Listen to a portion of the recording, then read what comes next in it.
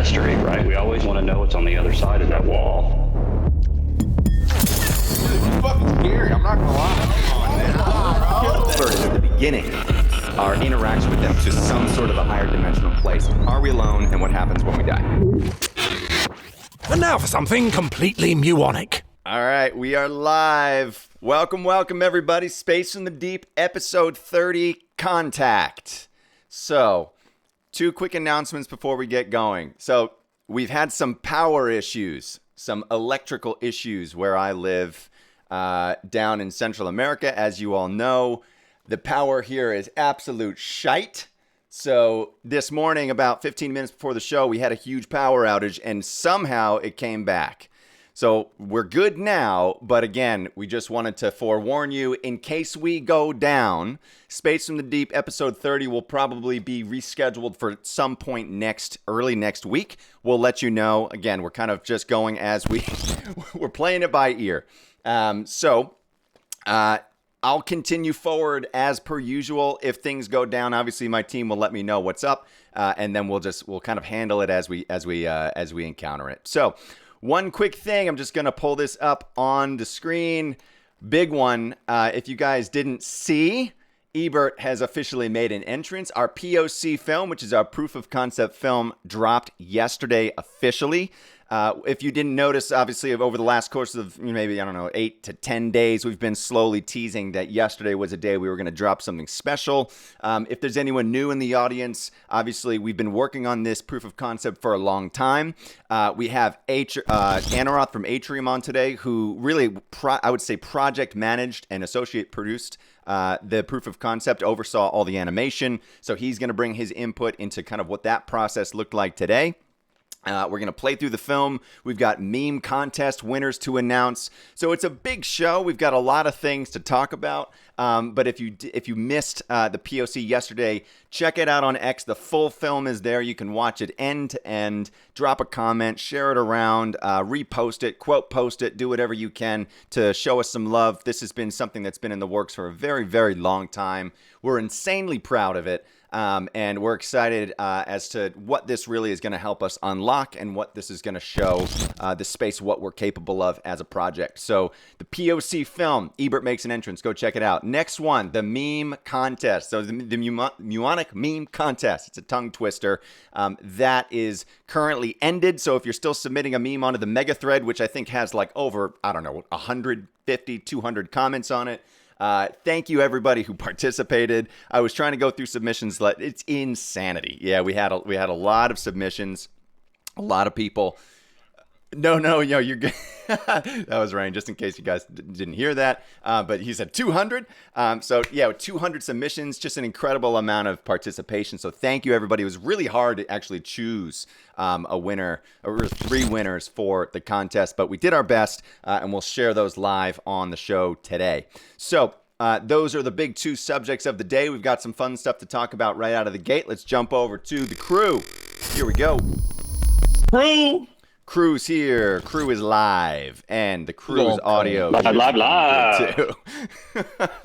So we've been getting zapped a lot today. So this has been an interesting day. It was an interesting night too. So I think that we were talking about this right before the show started. I think that this is where we need to begin our story for Space from the Deep episode 30, Contact, because honestly, maybe yesterday was the closest thing to real contact that we've ever gotten, if you think about it. So, Rain, I want to push it over to you. Just break down what happened when we posted the film. This is a film that we've been working on for 7 months, 8 months. I've been thinking about Ebert for a very long time. He's kind of had these tropes within the ECU of causing issues and electrifying things and zapping things. My power always goes out in the middle of stuff. If you've ever been on the phone with me, you know how difficult this can be. But what happened yesterday, and how do you even explain it? I think I just got to give you guys the facts. Like, this is 110% true. You can look it up. Go on X, look it up. It happened. So at the exact moment, can't fucking make it up. The exact moment we released the POC short film, whatever you want to call it, right? The good shit. We literally had a huge department warehouse in X, so in one of their locations, had an electrical fire, and X went down in multiple features, as far as like feed refreshing, as far as DMs, as far as certain content being displayed, etc. X just went to shit from an electrical fire literally the moment that we launched the POC. So I mean, that's got to be like a 1 in, I don't know the biggest number out there. What's the biggest number of all time, Jake? Like, what's above like quadrillion? Like a Googleplexian, a 1 in Googleplexian chance of that fucking I like happening. the Plexian Muoniclian. Ooh, a Muoniclo. Ooh. Yeah, but like that's like Ebert at it again. I mean, okay, we've posted, I mean, a lot of these are replies, but we've posted 3,713 times on X. And the film is called Ebert Makes an Entrance. I'm not generally a superstitious guy, but at the very same time, how can you argue that an electrical fire breaks out somewhere when we drop this big piece of content on the platform? Really, the first time that people are experiencing Ebert in full. It's the first time that people are seeing all of the 3D animated content in full. First time that people are seeing me in the film, in like my full body in the film, getting dragged through a mountain. We're starting to, I mean, we're unlocking the lore. And Ebert's full body. And Ebert's full body, both full bodies. So it's Both just, full bodies. Des was like, Peblenstein was responsible for the fire. I fucking blame it on Peblenstein. It's all Peblenstein's fault. Crazy. Just crazy. And an electrical fire, too. I didn't know that until right before the space. I was like, it was an electrical fire. Of course it was. How do you explain that? Just so cool. So crazy. I feel like I don't know if it's like a stress test. I don't know how to reconcile with it, because there have been, it's too coincidental. It's just, there are these weird synchronicities with the timing of when these issues happen. It's the timing of it. It's not like, well, it went down, okay, it'll be back on tomorrow and we're good. Like, it's really the comedy of the timing cannot be understated. It's always funny that, like, I think what it's saying is, like, you have to look at these, you have to laugh at the things that make you human, because life is going to be hard and technology is not going to be easy. And if you saw the POC film, and we'll talk about it in a little bit, there's this narrator character that we introduced, right? And everything always goes wrong in the narrator's world. He's basically the guy behind the dials, right? So he's operating the tape, he's dropping the needle onto the record player, he's queuing the songs up. He's like, you know, he is the guy behind the curtain, right? He's pushing all the dials, pulling all the stops. But stuff always goes wrong. Stuff is always going wrong. So I think it's just such an interesting thing that happened. It's so poetic. It's so apropos. I love this stuff. And I love the fact that it's like becoming part of the ECU lore too. Like, remember that time when we dropped the first concept film that we ever released, and something at X got electrocuted and caught on fire. Yep. You know? Insane. Absolutely insane. I mean, I'm at a loss of fucking words. I can't. Me too. Sounds like a really good start to a future short film. Yeah. Like that's how a future short film could start. Is like a warehouse at X, and there's like sparks and a little electrical fire. Like that is a beginning of something else in the future very easily right there. Yeah, and Bert, you can literally put like based on a true story, like they do in films. You can literally put based on a true story. Yeah. And it can be like the prequel to the POC of that shit happening. I love that, do that now. It can actually be based on a true story, because it's like you can't make it up. Like, you cannot make it up. I just think that, like when it comes, so obviously people know that this is kind of like a trailer to Ebert in the Ninth Dimension, right? Ebert in the Ninth Dimension is an 8-part series. It's an 8-part, we call it a film anthology. So all of these films are related in a specific way, but they're not necessarily linear in the way that the stories are told, right? So they kind of exist on their own as these short pieces of content, but they're not all like, it doesn't have a beginning, a middle, and the end. Each of them kind of exists in their own world. They're all about experiences between Ebert and the humans on planet Earth. But since we started the project, there's like another 50 Ebert in the Ninth Dimension episodes that we could create. You know, just with like not only the interactions that we've had with our community, the things that our community have created. Peblenstein is now a character in the lore of Ebert because of Desmodus, right? So like there are all these things that have now happened that just kind of they fit. They all fit, and it all just works. And I feel like just because there's been so much thought and effort and consideration put behind the character itself, like the way that the community is constructed, the fabric of what we talk about, it all really does weave in beautifully to the stories we're trying to tell. And I think that yesterday it was such a great introduction to so many thematic elements that, you know, that Who Is Ebert is going to encompass. Life getting hard, you know, shit not going the way that you want it to go. You know, like really diving into the stresses of life. If you guys know me, obviously I'm a Docs founder in Web3. I have a family. Being a Papa Bert is one of the hardest fucking things that I've ever done in my life. But it brings you to levels of stress that you didn't think were possible, but you walk so willingly into those moments because of who you're supporting, right? That type of love is really what we, you know, tell through Ebert's stories. That type of passion and that type of purpose. So it's all there, you know. It's all there. And I think that yesterday is really just a taste, and it's kind of like a Trojan horse in a way. It's the way that we open the door for ourselves to tell these stories and to make these things real. So I just, you know, again, I'll pass it back off to you because I love talking about all this stuff. But anybody in the audience right now, it looks like we've got over 100 people in the audience right now. Anybody here who reposted the film, anybody here who commented on the film, who shared it with friends and family and colleagues, if you have been in our Telegram, if you've been in our raid groups, if you reposted, did anything yesterday and all week with our teasers, we appreciate you on such a deep level that we can't even describe how important all the support that you've shown us is. Just helping us push this forward, helping us show this film to as many people as we can, and do things in Web3 that are really unprecedented. Making something like this on a shoestring budget, as Anaroth knows, you know, like we built this on the fumes, and we put so much effort and so much passion into it.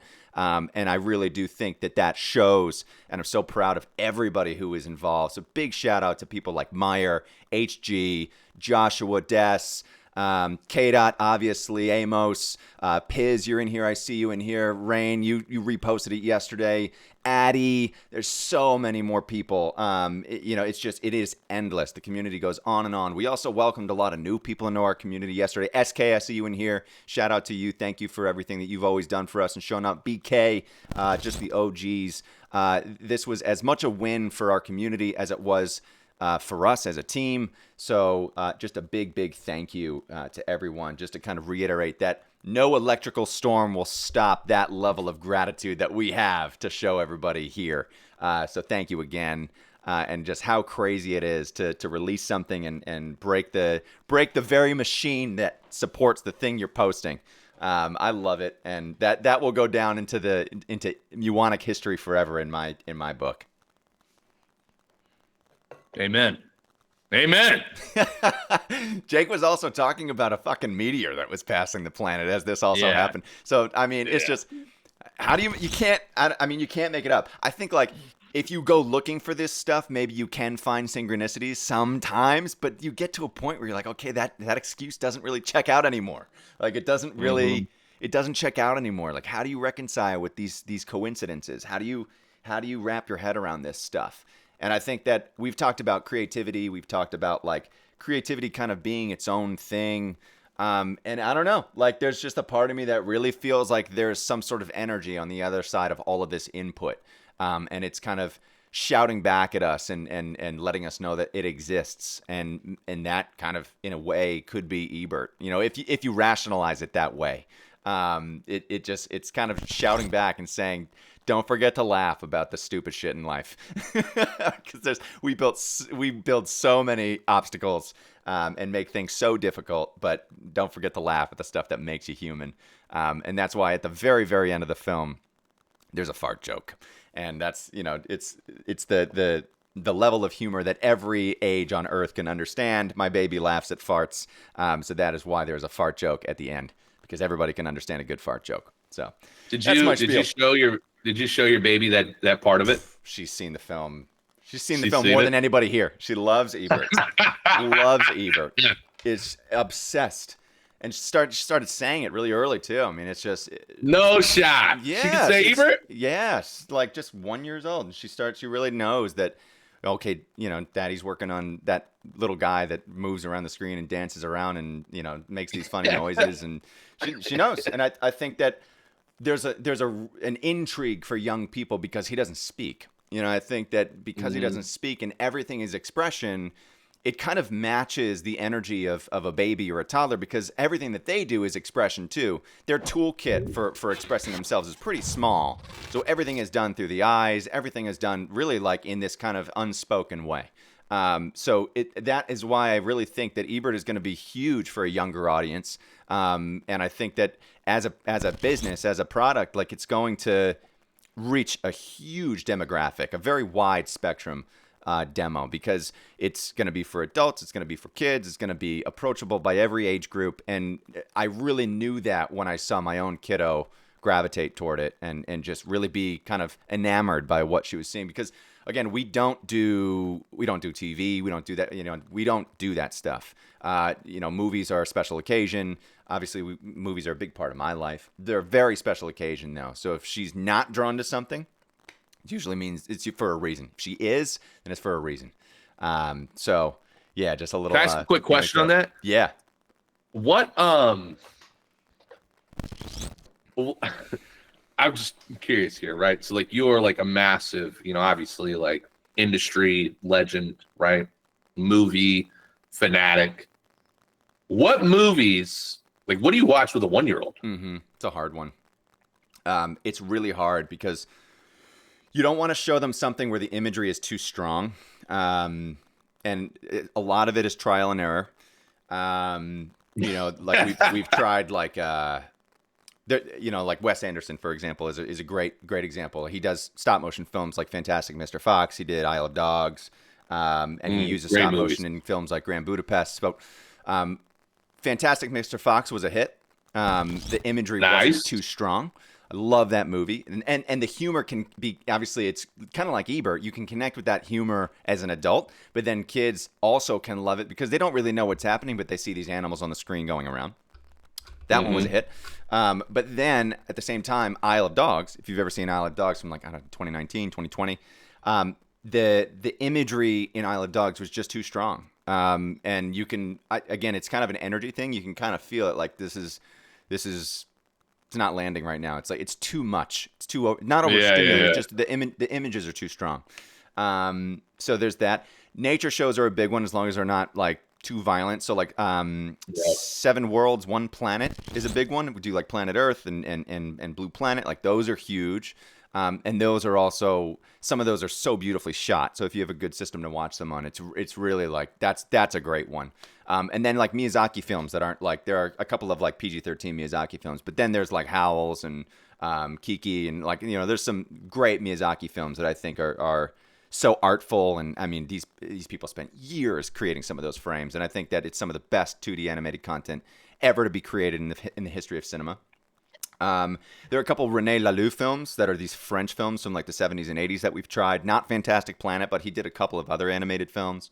And then, as far as live action goes, live action is tough because for me, I'm a huge fan of like Terrence Malick and more expressive films like the Kotze trilogy. Love Chris Nolan, obviously, but like so many of those films are just completely out of bounds right now. So we just have to be really thoughtful about and you have to know your movies too. Like that's a big one. You got to know what you're if you're going to watch a feature film, you're like, I better know and I forgot, like we did Isle of Dogs and I was like, shit, this is too strong. This is just, let's switch it up. But it's a learning, it's trial and error. It's learning. But I also think that showing kids movies I think it's so important. I think it's so important. Movies can really teach people about the world. I've said this so many times. And if they're watching the right movies, especially if you're kind of guiding that and curating that in the right way, in a thoughtful way, you're not just like throwing like Coco Melon on the screen, and you make it a special occasion and you form a ritual around it. Cinema can become something that's, something that they actually pay attention to, as opposed to something that just pulls their attention and makes them zone out. So yeah, that's my spiel on showing movies to kids. I've thought about that a lot, obviously. Good segue topic. Yeah, I liked it. For sure. But Ebert's a big hit in this house, obviously. For obvious reasons. But Jake, what do you think about this? You're Papa Bert. What do you think about, movies and cinema and showing things to a young audience? How does that relate to Ebert, and understanding that we're trying to make something that relates to a wider audience? How do you feel? I've heard, obviously, your thoughts, but the audience hasn't. So what do you feel?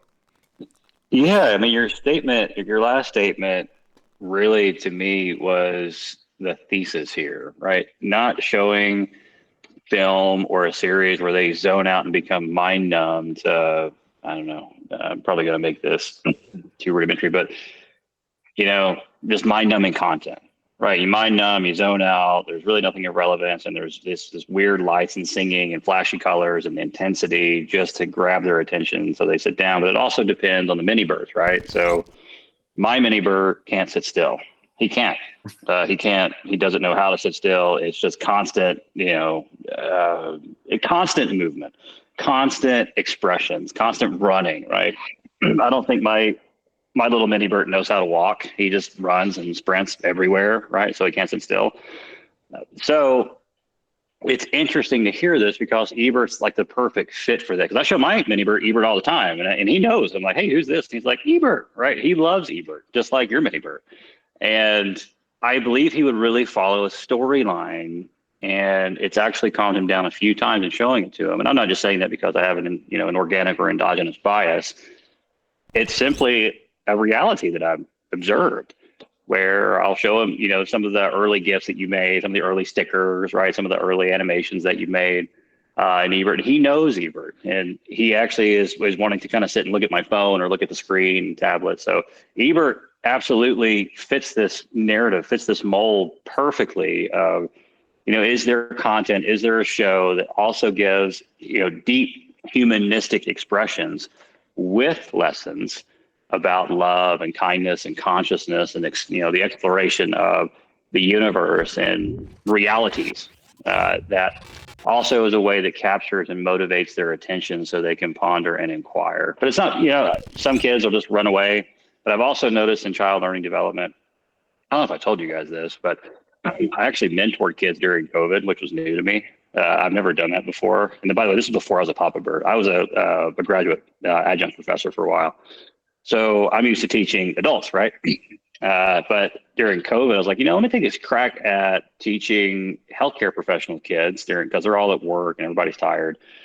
And, it was kind of this disaster experiment, but it was so fun because these kids were like rolling around on the ground and picking their nose and running away from the virtual class.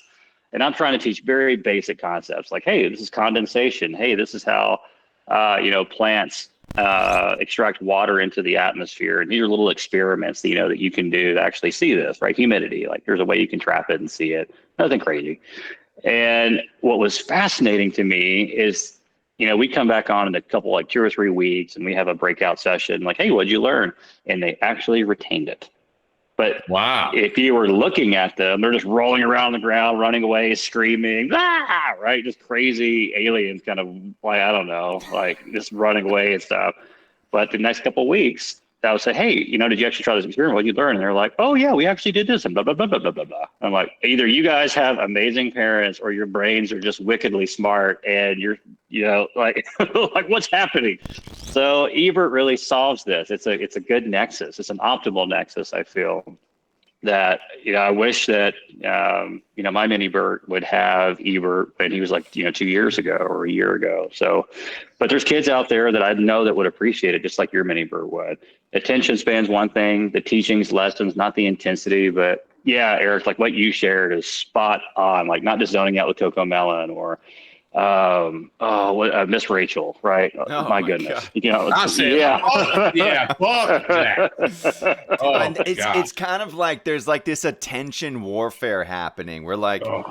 it's like attention, like it's almost like we're working against ourselves. Like the people who are creating these shows, like I've read things where like, you know, there is no cut, there's no edit within the Cocomelon fucking world of content that's like longer than 2 seconds or like something crazy, like some crazy statistic when we're fighting this war of like hook battles and like trying to make sure that people are getting hooked quickly with fast edits and quick things happening. Like, you know, it's hard. You're kind of, again, Anaroth always uses this term and I love it. It's a tug of war. Like there is a tug of war. And I especially think that that's true with the younger generation of people. Like if you're always rushing them through something, or if you're always trying to win and almost manipulate them into getting their attention, you're not really allowing them to bring their own imagination to what they're experiencing.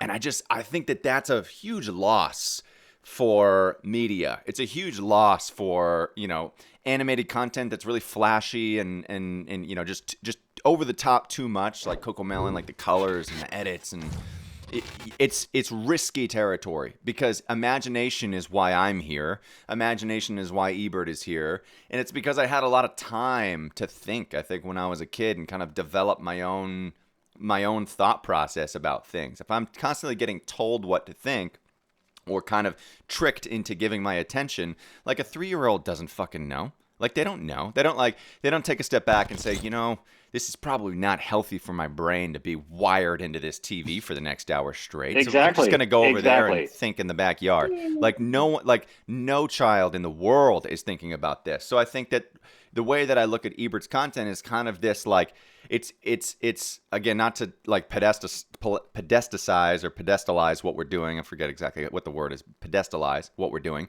But I think that we're trying to make content that invites kids to bring their imaginations into what they're seeing. And that's by not telling them what to think. It's by not trying to manipulate them into getting their attention. And it's, you know, that's, I kind of think, where we sit with it. And, you know, I think a good way of doing that, and a good Rorschach test for that, is like show a kid the first 30 minutes of WALL-E and see what happens. My kid loves the first 30 minutes of WALL-E, and kind of like, you can see kind of is following along.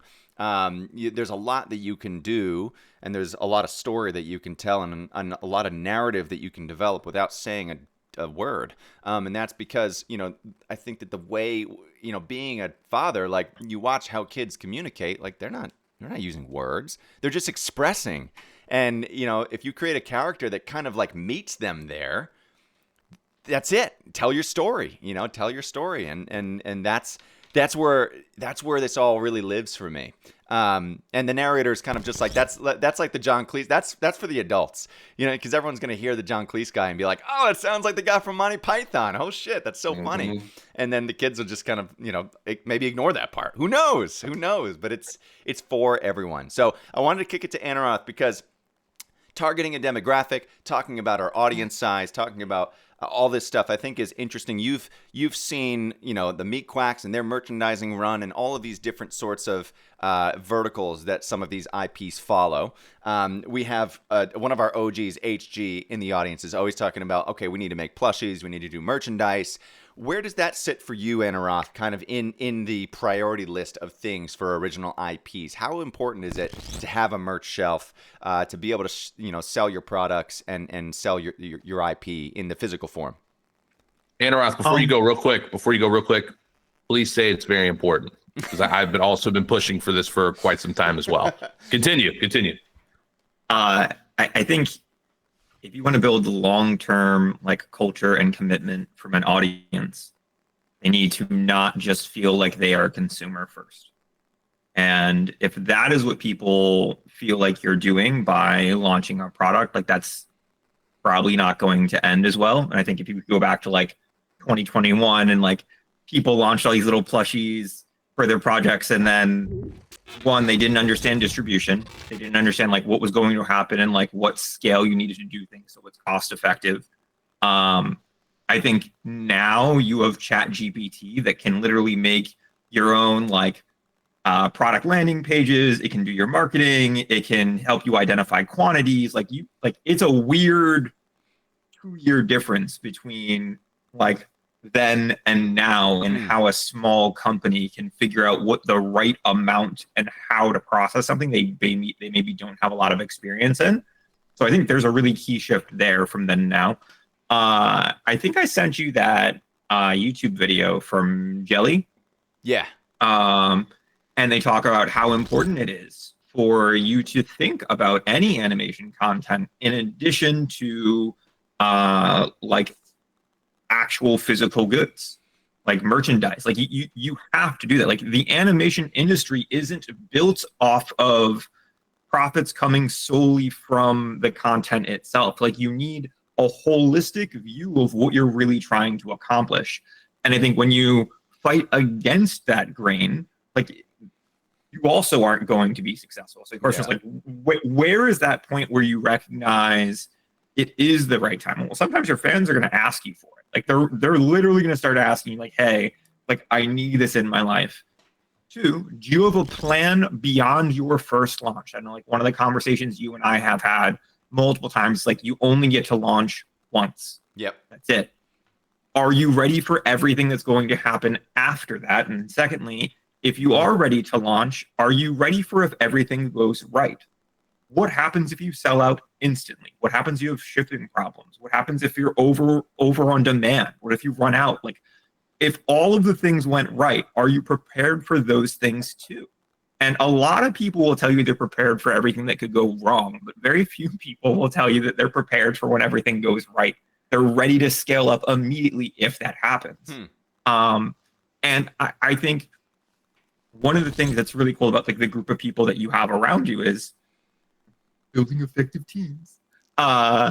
Is you know where you're strong and you know where you need people to be strong around you. And 100%. like anytime we've gotten on a call with you or some other people in your team, like they each have a clear like lane of excellence. Yeah. And all of them can communicate. Like anyone thinking about like, hey, I'd like to build an effective team around me. Like those are 2 really good pillars that you should start with. Yeah. Like, can they communicate and do they have expertise? And it's actually weird. Like you won't actually find that you will find those 2 things together as often as you may think. It's so like, hard. It's very different. Yep. But I would say, should Ebert have merch? Yeah. But I would be really curious around like what that plan is, where it starts. Why do you start with that? What does it kind of build into? So it doesn't just feel like a random one-off. Yeah. But it's part of a larger vision that you have for what it means to build a proof of concept and the things that go along with it and what that means to build into a show. And I think like Love, Death, and Robots is kind of in the news a lot right now. Season, whatever, the 4th season just dropped. They also didn't pay them like all of them, like the money or something. Like there's some like shenanigans there. What? But again, like what? Yeah, there's some shady stuff. Yeah.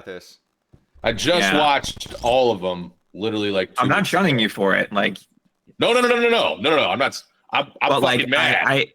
I actually think that anthology type mindset and like what you're talking about with Ebert kind of just makes a lot of sense. Yeah.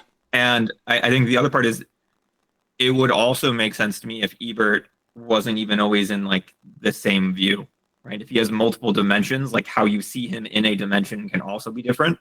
And then especially for small industries, and like I don't know if this is where you're thinking, but like one of the benefits of having an anthology style content is you're doing small test market research without even trying. Yep. Like you're still building a narrative, you're still building something that is cohesive. But if one version of Ebert stands out in 9 pieces of anthology content, and then you wanted to move forward with a specific vision of Ebert beyond that, which one are you probably going to choose? The one that performs really well, as long as it matches your initial vision and everything else. But like there's so much of a benefit of like small scale animation, especially when you have a direct line of communication with your audience and fans. Yeah. And I think that's the part where like this digital first native IP can really excel outside of what a lot of people are used to. and why, from like your larger vision of what Muon can offer, like why would someone already want to buy in that IP, and like how does it work? Well, it's because of the emotional connection they've already made. They see how it's different, and they want to participate in that. Exactly. See it actually happening in real time. Yeah. So TLDR though, yeah, you should probably make some merch. Yes, it should be part of a strategy. It just shouldn't be some random like shitty product that doesn't look good. Right? Like I love it. this cute little guy right here. Like, come on. Yeah, HG is like, Come on. He's like, you know, Like, I talked to him about this way too much. Yeah, no, it is something that needs to happen. I agree. Like, I feel like there's a divergence in Web3 specific projects when it comes to merchandising, where you have projects that have a Shopify page and it's just kind of like a drop shipped t-shirt and a hoodie. But then you have projects, I would shout out like, Kid Called Beast, and shout out like, Quacks and these products that are thought through thoroughly and considered and like truly designed. Like, they're design forward products. I also think on the back end of the Quack release with the plushies, there's this whole, if you guys don't know, there's this whole Instagram page that is dedicated to IRL Quack sightings, or like whatever it is, like Quack in real life. And I just think that this kind of secondary marketing strategy that dovetails the release of the merchandise as well is people putting on the thinking caps, and I love that. Go ahead. What I love about that Quack Lives page is that like brands are actually responding to that page. Like Samsung was posting in the comments. I was like, yes. Yeah. Yes, Samsung. That's exactly what, like, Starbucks was posting in the comments. I'm like, that's right. Right. Come on over. Let's put a Like, plushie next and to it's our just, cup. It's just, yeah, memes. Like, come on. Like, there's so much you can do in terms of just like the way you develop a relationship with a brand in today's space. Like, I know you guys had a meme contest, right? Like, that was something that you guys were doing. Yep. Like, I can't stress how important a good meme can be for the visibility of your brand. Yeah, true. And it has nothing to do with crypto or decentralization or anything. Like, if people just go like, huh, funny, and share, but your character is on it, like that's the whole point. And a big part of proliferation at this step is just convincing people to share. I know like Eric was sharing that earlier. Like, thank you so much for actually going out there and reposting and recasting and doing all of these things. Yeah, it absolutely makes a difference. Huge. But anytime you make something that's easy to send to other people, and it's just like a quick little GIF or whatever it is, it makes a big difference. It really does. That was a really long answer to your question, by the way. No, it's a like, beautiful yes. answer. Great answer. Beautiful answer to the Yes. question. And that's why you bring that like that deep knowledge about the benefits of these things, and you see it from the 30,000 foot perspective. And I love that about, your insight into these things, because for me as a founder, and you mentioned something really important, surrounding yourself with people that offer those two things, brutal honesty and intelligence. Like that is a process in and of itself. And it's also something that you have to take your time and patience with. But then when you do it, you can lean on those people to give you that honesty when you need it. And as a founder, as a creator, as a filmmaker, as an illustrator, as an artist, blanket term, our minds can go in all different sorts of directions. So I think that it's good to have people kind of helping you anchor certain things down, helping you and reminding you to prioritize certain things, and to kind of tie it back a little bit to what we did yesterday is, we're taking these steps in the project to start to unlock things like this, to start to build our liquidity in our treasury, start to really put more attention towards building our token and having a healthier token price and volume and things like that. Like, these are all attempts and efforts at really supporting the project do things like this. Merchandising costs money. And for me, yeah, could I, do you want me to throw 10 grand at something and do a big merch run and like it's a one and done? Or do we want to actually put real design toward it, better sourcing, good, actually like real stuff? Like, I saw Des, he said action figures from different dimensions. Yeah, like a really high quality vinyl figurine, and different versions of that. Also, that you legitimately need to talk about like tariffs now too, right? Like, stupid as it is, like, it makes a very big difference on what you are creating, now than it did a year ago. Yeah. So, well, yes, it's a lot easier for you to launch a brand and get all of like the associating things you need to do for launch because of AI. Cool, no problem. But if you're shipping something from somewhere else to here, we have to deal with international shipping as a whole. Like that's a whole other headache. Like, know where your audience is. Like, are you going to be able to reach all of them who are most likely to purchase? And are you able to easily get them that? Yeah. Like there's some just really like common sense things that you want to think through before you launch anything like a product. Yeah. At that point. But I mean, I have little action figure things. I have caused things in my other room in my house. Like we are a generation of collectors at this point. Like digital and physical. And I think that, there's so many, it opens up the world of what we can offer in tandem with physical products too. I think it opens up a whole new world of merchandising when you can tie in digital products that hold value to a physical product. Like if you have an HB portrait, it unlocks this piece of physical media that also unlocks this. And it's kind of it's a gamified merchandising approach, right? Like you can really send people down into a journey of, collecting and making sure that like their collecting is also rewarded at the same time. Like we can build those things here. And that's, one of the reasons why I think merchandising in Web3 can be so creative, because you can form real narratives and real stories around the merchandising run. You can do, limited edition drops. You can do things quicker and, more nimbly. So like there's a lot of upside to it. And it just costs money. And I think that's, we're at that point where we are trying to be really considerate about how we're spending money, where we're spending money, and why we're spending the money. So it's all good stuff. And it feels like I talked to you all individually about this, but yesterday really felt like this huge weight got lifted off of my shoulders when we shared the film.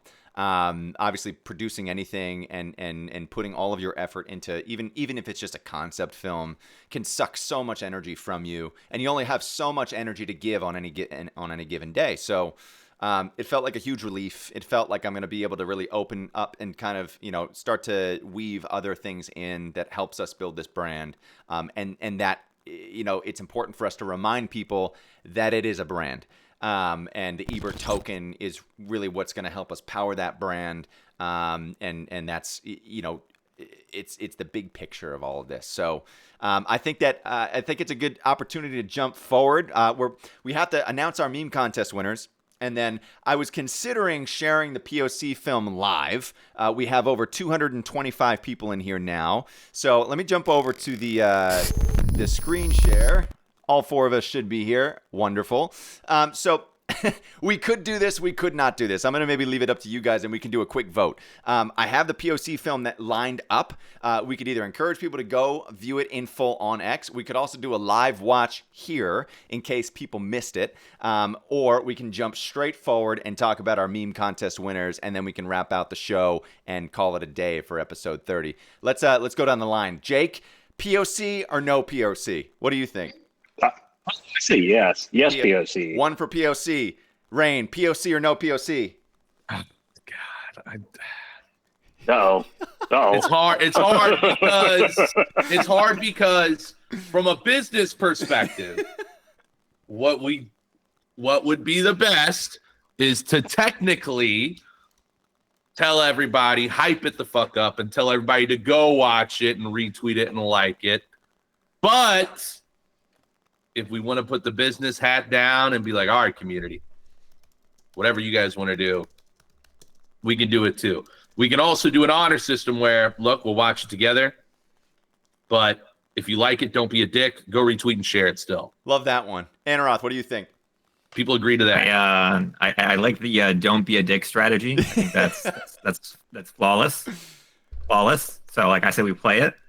And like maybe you already are on the YouTube page right now, and you're liking, you're subscribing, you're doing that. You're like, hey, have I retweeted this yet? No, I haven't. Let me go hit that little retweet and like button now, and then you don't have to worry about maybe being a little bit of a dick for not doing that later. Just done, and then we all get to watch it. So I think very eloquently said, Rain. Well done. Thank you. That's what I get paid the big bucks for right there. The don't be a dick strategy it is. All right, 225 people in the audience. If you haven't watched this yet, this is your first opportunity to. Here we go. Came because they are curious like us, and Well, they want to learn about us and we want to I learn can't about talk. them. Don't talk.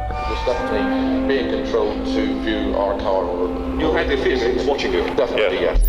Everything is one color. It's like a dark pewter color. There are no right angles anywhere. Everything looks like it's fused together. Everything has a radius of curvature. It's a really weird looking. Then the information is downloaded into the subconscious mind on the cellular level. Illustrator alert. Illustrator alert. Illustrator alert. Illustrator alert. Alert. Illustrator alert. Illustrator alert. Illustrator alert. Illustrator alert. Illustrator alert. Illustrator alert. Illustrator alert.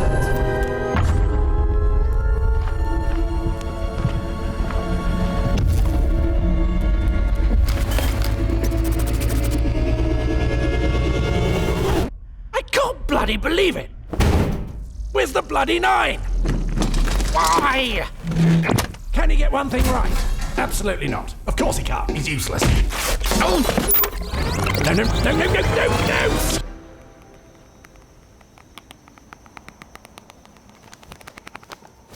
Hey! Hello, I'm back. Yes, hi. What? Guess what you did? You did it again. You forgot the bloody 9 in the title. How?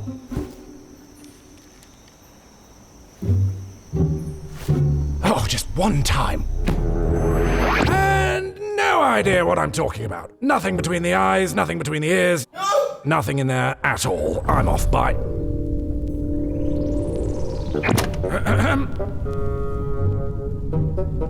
Hey. He did it again. Forgot the bloody 9 in the title. Do I seriously have to keep working with this chap? If it's not the antenna, it's the bloody 9. It's the bloody 9 again. Oh, over and over and over again. Wrong, wrong, wrong, wrong, wrong. This wrong, that wrong, this wrong, that wrong, wrong, wrong, wrong. Everything over and over and over again. Oh. Come here. Come here. Get him over here to fix it.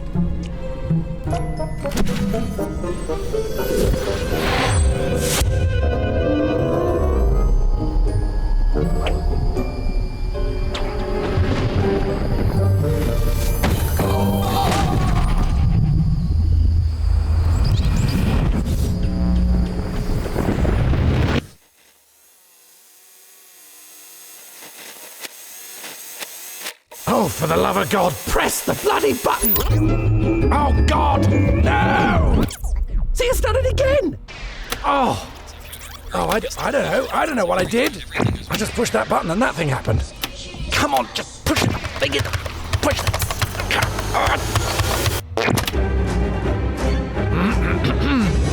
Ebert in the 9th dimension. Arriving soon. Brace yourself. Or just stare blankly at the sky like the rest of us.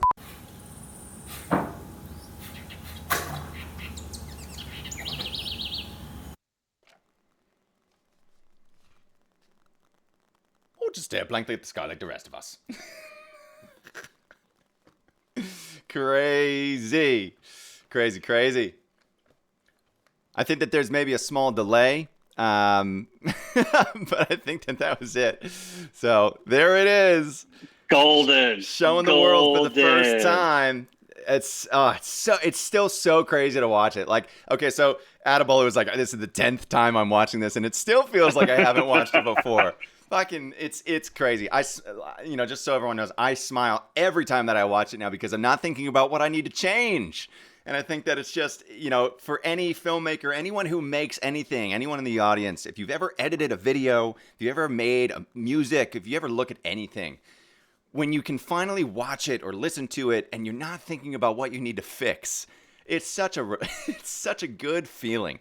It really is such a good feeling. So thank you all for humoring us. I think the don't be a dick strategy is in full play. Share it out. If you guys haven't gone to our X, it's the first, or I guess it's technically the second post now, and it will be our pinned post for the foreseeable future. Look, I think that it's important to know one of our missions here one of the things that we feel really strongly about is that the quality and the level of IP that you see in Web3 is a bit lackluster. And I think that on Base specifically, we want to raise the bar. We want to really shatter the ceiling and show people that an original IP, a real character brand, can come through and make super, super high-level content that makes people smile, that makes people laugh, that isn't raunchy, that doesn't turn people away, and it's inviting. It's a really important mission for us. Base feels like a really good foundation for us to build this type of a brand on. They're very builder forward. They encourage builders to build. And I think that, we're not building, things that are code specific. We're not building things that are, like super crypto specific in ways, but we're building a brand. And I think that we want to be, one of the big brands that finds its way on Base. So if you guys haven't done so yet, share the film to Base people. This is an ecosystem of people who are super supportive and they love seeing great content. Don't be afraid to share this link on posts that you see on your homepage, on your For You, on X. Retweet it. Retweet it. Do everything that you can. Let's just try to get this out there and show people what we're made of. Thank you all for watching and humoring us. I'm going to jump forward. It's time to announce the Muonic Meme Contest winners. Got it. I know that was a tongue twister. But we have 3 winners. And I'm going to start with drum roll, please. Kraken is one of our first winners. So, the criteria for the contest was you try your best to use the toolkit. Again, there were people who were using AI to generate Ebert. We saw a lot of different stuff. But one of the things that we wanted to do was to be able to use these memes going forward. So I love these memes, both of these from Kraken. Really, really good, clever. And he kind of really fit into the lore. He talked about tachyons, and he talked about that Ebert can move faster than light. And he also said when you hear Who Forgot the Bloody Nine in the title, like that's specific to the POC film. So he just was very of the time. I think he really nailed it. So congrats, Kraken. You won. And then the next one is going to be Crypto Guru. So congrats to Crypto Guru. These are freaking hilarious. So touched a muon. Now my socks are inside out and my goldfish speaks Latin. Who knows? When you finally find a planet with intelligent life, but it's just group chats arguing about pineapple on pizza. Also a really good one. And also used the toolkit, used all the assets that we gave him, and absolutely nailed it. The last one is a little bit of a wild card. I'm hoping that this comes up. Let me just see. Let me make sure that this comes up. Let me cue it up. A wild card, you say? I'm here next one for Ebert token. What makes it a wild card? Ooh, yeah. Anyway, can I not hear shit? Hello? I got you, Rain. Don't be out for Are you guys hearing it? Should be hearing it. All right, so I'm going to bring the audio down. I don't know if the audio is going through. It looks like it's going through on the stream. If it's not, my bad. But this guy sang us a song. He sang us like a full song. And he also used the toolkit to make a backdrop and then also sang a song about the Ebert token. So just wanted to shout him out. I think his name is, what's his name? Hayden. Well done, Hayden. You won the third one. If you guys can find him in the thread, I would definitely go through it and listen to the song because it's really cool. Music is huge for us, and I think that anyone, putting themselves out there and playing live in front of the world is like really fucking hard to do. So shout out to him for winning the third slot. We have honorable mentions, and they're all going to get $12 in Ebert. So honorable mentions go to Addie, Alan, and Piz are 3 honorable mentions. Oh, sorry, and Josh Amos. We had 4 honorable mentions. So we're going to also get you guys some Ebert. Our 3 winners were Crypto Guru, Hayden, and Kraken. Congratulations, everyone. I think that was probably one of like the biggest threads that we've ever created. It was like absolutely chaotic just to watch all the submissions come in. And we also encouraged people to submit more than once. So some people were submitting, like, I think Atabola must have done 10 of them or something like that. So we're stoked. Meme contests are really fun. We didn't have a generator or anything like that. So we really kind of put it on you to use your creativity and come into the contest and show us what you were made of. So thank you, everybody who participated. I'm going to DM you all after on X, and I'll get you guys paid up. But really appreciate all the participation. And it was a good way to kind of bring it all together with the meme contest coming to a close and the POC film releasing yesterday. Big week. Busy week. I'm definitely going to take a Touch Earth day tomorrow. But I think that was really all I had. I think maybe, I don't know, Rain, if you wanted to talk about that last thing, we could also save it and make it a shadow drop, but that's completely up to you. And otherwise, congrats to the winners. We love you. We appreciate you. And these memes were hilarious.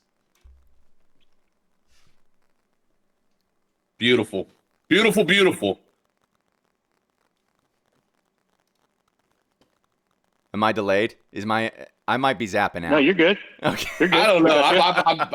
I don't know what the fuck's happening. When things go quiet, I just assume that I'm down. I'm just like, well, then I try to like talk, and I'm like, maybe everybody. he's waiting for me to say something. Like, yes, amazing, good. Sometimes when the power goes out where I am, like I'll be like working, like, again, like if you're ever in flow and you're like, oh yeah, like I'm creating, this is great, this is good, and all of a sudden the power goes out and it's like everything goes down, and I've got like the whole cockpit of like speakers and lights and all this stuff just goes down in like an instant. It scares the shit out of me every single time. It's why it's called zapped, because it really does feel like you're getting like zapped like that. Like in the POC film, that like boom, like that was my wife yelled at me. So like that was a real, I asked her to scream at me and try to scare I said, don't tell me when you're going to do it, but just scream at me at some point. And she did, and it worked, and it scared the shit out of me. So maybe I scare easily, but it makes good TV. So yeah, that's all I really had. Rain, what do you think? What do you think? Completely up to you. If you want to do a little alpha, it's completely. Fuck, completely forgot about that. Yeah, we can do that real quick. First off, funny thing I do have to share real quick. Not a story, nothing like that. So just to clarify, he says in the POC, he does say he forgot the bloody 9 in the title, right? Yeah. So this entire time, I thought he said he forgot the bloody line. Nah. I thought it was like Ebert, and there was supposed to be like a line under Ebert. Damn. Yeah, just a moment of clarity. When I saw that meme, I was like, oh, that would make a lot more fucking sense. Yeah, the 9. Then he adds the 9. The whole 9 dimension thing. I can't remember it for some reason. And the narrator always gets pissed off. Yeah, I think that's just my American. Well, everybody here is American, so I usually can say this when I'm around a bunch of Europeans, so I apologize.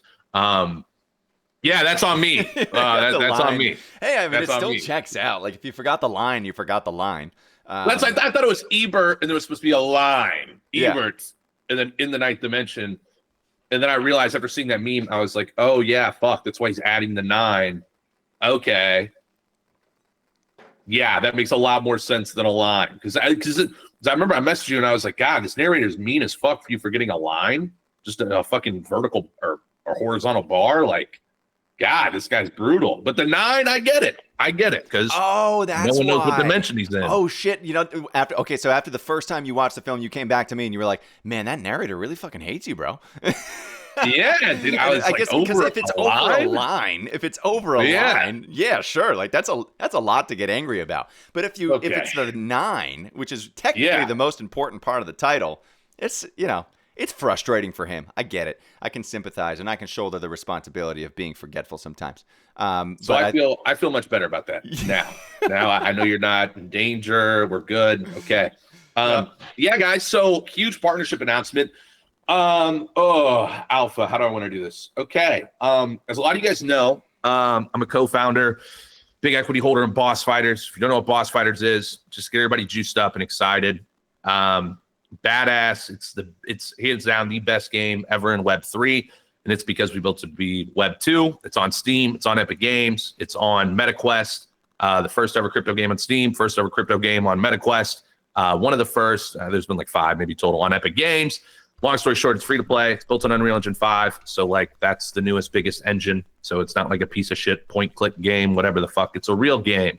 And basically, without sharing too much intel, we are bringing Ebert into the game. We are bringing Ebert into the game, and he is going to zap. He's going to zap some stuff, and that's all I can say from an alpha standpoint. But we're super excited, to partner up with that. We didn't do a big partnership announcement because we didn't want to take it away from the POC yesterday. We'll probably have a partnership announcement. I'll probably have Bert do one, and then I'll have Boss Fighters do one today too, so it's simultaneously. That'll be massive. So expect a lot of new people in the Ebert community. If you guys are in the Ebert community, check out Boss Fighters. Great game, great community, and they love Ebert. There's a lot of opportunities there. I'll just say that. Like in the lore department of Boss Fighters, we lack a lot of lore, and Ebert could. I don't know, but Ebert could do a lot of shit, obviously, as we all know. So it's a phenomenal partnership. It's great for the project, great for the token, great for the community, just great all around to be an awesome partnership and have Ebert traverse into the Boss Fighters universe. It's a big one. We've been asked before. Thank you, Rain.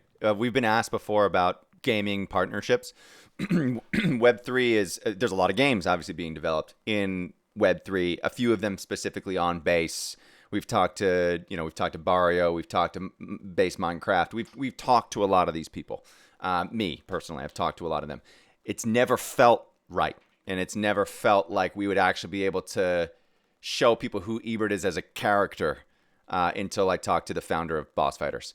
And once him and I spoke, I was like, oh, yeah. So you'll actually show who Ebert is as a character. Again, we're not telling everyone who Ebert is, but like you'll show, like you'll characterize him. Like he'll be integrated into the game and not be a shadow of himself. He's still going to be Ebert. And he's still going to, do things that maybe he doesn't mean to do or interact with the game in specific ways that make it really dynamic and fun. And check out the game. It's a really cool game. It reminds me of kind of like a hybrid of like this like arena game, like Fortnite. Like they've been working on this for a long, long time. And founder to founder, when you feel that passion from another founder, you realize this could be a great partner. So this will be really great to kind of dovetail on the release of the POC as we start to announce this. If you're on the show, obviously you're getting a little bit of a sneak preview here, and getting some of that inside alpha. But we'd recommend go check out Boss Fighters play.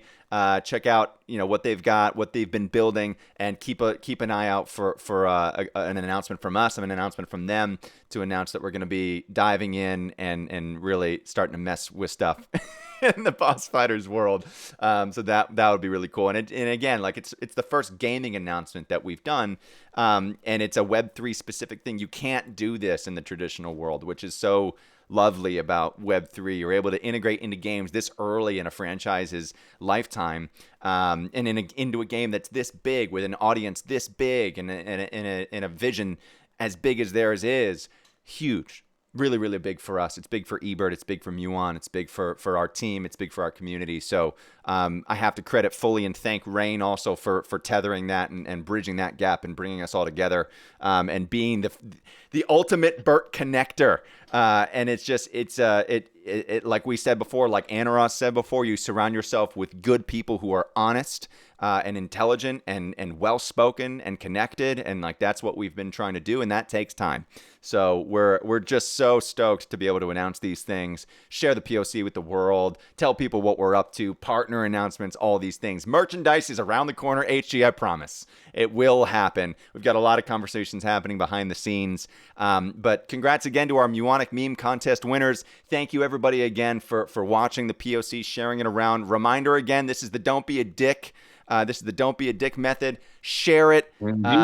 Make sure that you're sharing it, reposting it, quote posting it, commenting, all those things. We'll see you next week. This is episode 30. We rounded it out with the 30 for the big week of the POC release. Wait! Well, you I have a something surprise. Oh, I have sorry. a surprise. Hit it. That our panelists are going to want. I was doing my wrap You guys out. are going to like this. Okay, go. I know, but I just got confirmation. It's pretty fucking crazy. Okay, are you ready, Bert? No. Okay. Do you remember I'm Uncle fried. Mikey, of course? Do you remember Uncle Mikey, of course? Oh, of course. How could we forget? Do you remember the Blair Witch Project story, of course? Yeah, of course. Of course. Terrifying.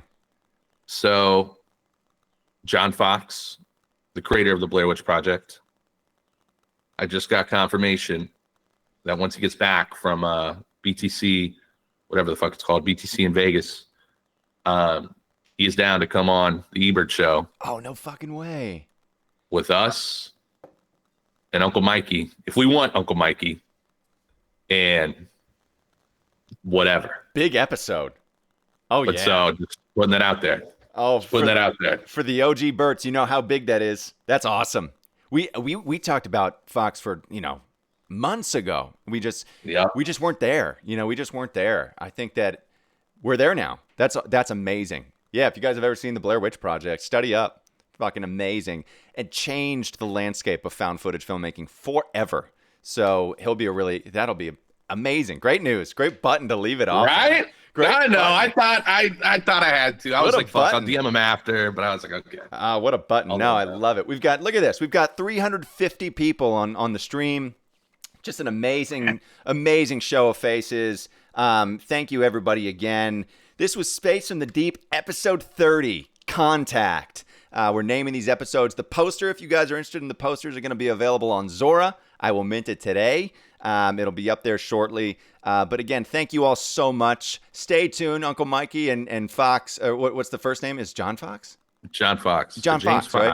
I think it's John Fox. John Fox, creator of the Blair Witch Project. Coming to Space from the Deep soon. I don't know if it's going to be next week, but we're going to figure it out. We're going to be bringing in, there are a few other really cool guests that we have lined up as well. But you got your core crew here today. We got Anaroth, Rain, Jake, myself. We appreciate everybody for coming out, and we will see you next time. Episode 31, Space from the Deep. Have a good weekend, everybody, and go touch some Earth.